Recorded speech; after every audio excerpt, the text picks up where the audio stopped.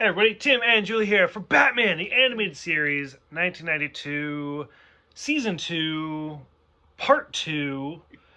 Because my numbering's off, it doesn't matter. It'll fix itself eventually. Episodes 4, 5, 6, and 7, because we're doing them in increments of 4. We kind of just start from the top, work our way down. So episode 4 is Avatar, The Return of Ra's al Ghul and Talia al Ghul. Oh, okay. Yeah. Which is funny because it's basically Talia and Batman working together, and you're like, this is the episode where they conceive Damien. Mm-hmm. I will put money down in a deleted scene somewhere. Mm-hmm. Damien's getting made somewhere. But yeah, this is the return of Ra's, where I don't even fucking remember or know. Like, he brings up this zombie woman towards, like, in the Lazarus pit. But what's interesting about it is in the beginning of this episode, we see Lucius Fox, who is voiced by Brock Peters, I want to say. And so we get Brock Peters as Lucius Fox. David Warner, who's one of my favorite actors, plays the voice of Ra's al Ghul. And then the zombie woman that he pulls out of the Lazarus pit is actually voiced by Nichelle Nichols, Uhura from the original Star Trek. And all three of those actors were in a Star Trek movie together. Oh God, which one is it? I want to say Star Trek 6. The Undiscovered Country? Final Frontier. I don't know. Doesn't matter. But all three of them were in Star Trek together. So it was like a little reunion. And me being the Trekkie that I am, I like that. Any thoughts for this one? It was nice until they were going back across the sand and she saw that her dad was tied up. Oh, yep. And she chose her dad over Bruce. Over Bruce. Which I also liked that part because Ubu is the one who gives Bruce the water canteen. Mm-hmm. So if you remember, we are watching these very out of order. We watched the movie Son of Batman. And in that movie, Ubu is the one who actually betrays Ra's. Mm-hmm. So I don't know. Maybe that's a little foreshadow. I don't know, but it was kind of interesting to see, like that. Okay, and then I just love Ra's. I think Ra's is like the animated series version of Ra's is my favorite version of that character. I think he's just so well done. Yeah, I like listening to him talk. Mm-hmm. Like it's David Warner. David Warner's voice is so good. That being said, I would say my second favorite is Under the Red Hood. Because Ra's is the one who brings Jason back to life with the Lazarus pit. Mm-hmm. That's the second, my second favorite Ra's. But I don't know. I think they did a really, really good job. Okay, the second episode, we're going really sad. Like all these episodes are so sad. House and Garden, where Ivy tries to create the perfect life. Like she tries to make a husband and some kids, and she's just trying to do her own thing. Not the right way to do it by creating and manipulating people, but she's trying, I guess. Yeah, she tried. So some people have said, so for me, I've seen all of these episodes, so I already know everything that happens. We do see Poison Ivy again. Some people have said, and there's a comic book series that I've never actually read, so it's on my bucket list to buy the comic book series to see what that's like.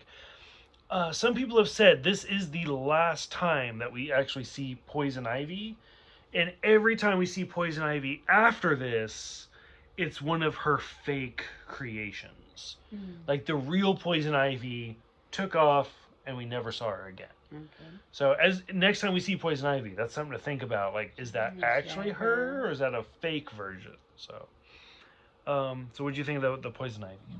It was okay. She was trying to make a home life, and kids and a husband, but then she turned back to her evil ways, and they found her garden with plastic fruit or whatever in it, and then the plants that turn into children. Yeah. That turned into people, that turned into monsters, which the monsters was voiced by Jim Cummings. Now, I've met Jim Cummings. He's a fantastic actor. He's a fantastic man. He is one of the sweetest men you will ever meet. One of the most prolific, like, voice actors ever. Like, he voices Winnie the Pooh. He voices Tigger. He voices Darkwing Duck. He voices, like, I can't remember his name, the main security guard in Aladdin. He's the singing voice of Scar. Like, he is such a good voice actor, and he is everywhere. Like, all over in Star Wars. Like, he's such a good actor. And he's one of those, like, as Julie can, like, testify to, as we watch a lot of cartoons, anytime there's a voice actor, I'm like, I know who that is. You know who it is. And then, I wouldn't say 9 times, I would, 6 or 7 out of 10, I'm like, I've met them, I know who that is. And Jim Cummings is one of the ones where I'm like, oh, I've actually met him, I know who that is.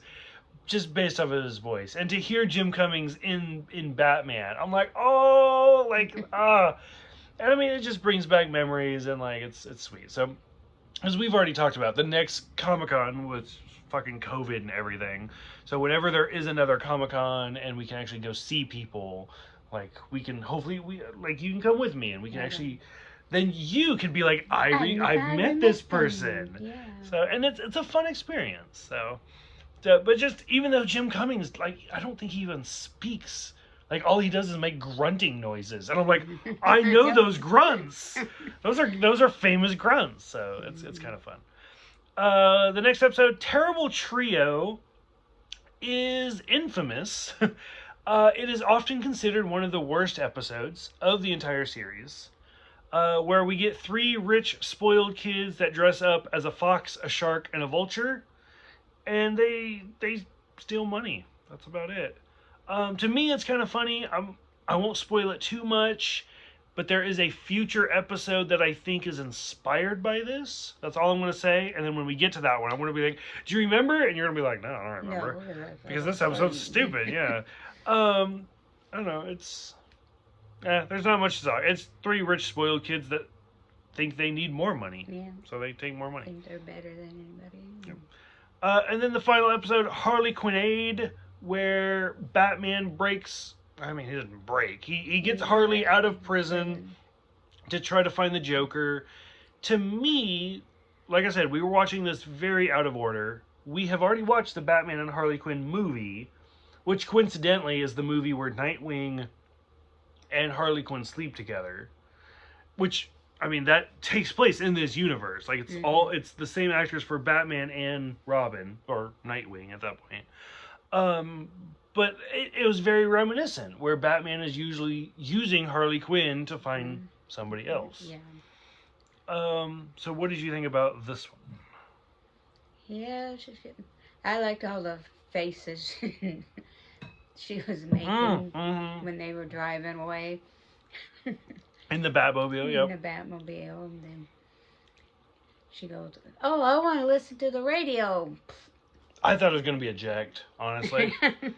And she pushed the one with the... It was like the balloon or whatever. Parachute comes out the bag and turns them. But yeah, and so, and then when he... she takes the key out of her hair. Like the bobby pin. And opens the... Yeah, that's before she decides to push the button, and...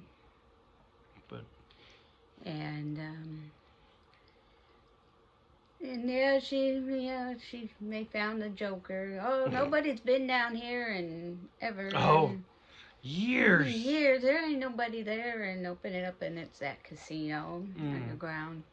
Now, is this the first episode we've seen the hyenas in? For this animated series? I think so. Because we saw the animated, the hyena Giggles, was it Giggles? Yeah. In the 70s cartoon. Right. And I was like, oh, we'll see hyenas again. And then, sure enough, we see 2 hyenas in this one. Yeah. I want to say it's the same laugh track, too, with the hyena. But I want to say this is the first time we've seen hyenas. Yeah. So, it is that, like I said, it's that balance from the 70s to the 90s. And then she found her one true love. And then Batman said something about, I don't see the attraction. yeah, and then she goes, he said something to the Joker, and how he was gonna take off or something, and it's like he forgot he wasn't gonna take her, and so she turned back on him, and yeah. I think it's a cute relationship. I like it is so funny, yeah. I really liked it. Yeah. They're made for each other. Any other closing thoughts for this little group? No. Okay. We'll see the next one. About halfway through. I mean, like I said, the Ivy one's good. The Harley one's good. The Race one's actually not too bad. Not too bad. It's the trio one that kind of like right in the middle. Okay. Any other closing thoughts? No. Nope.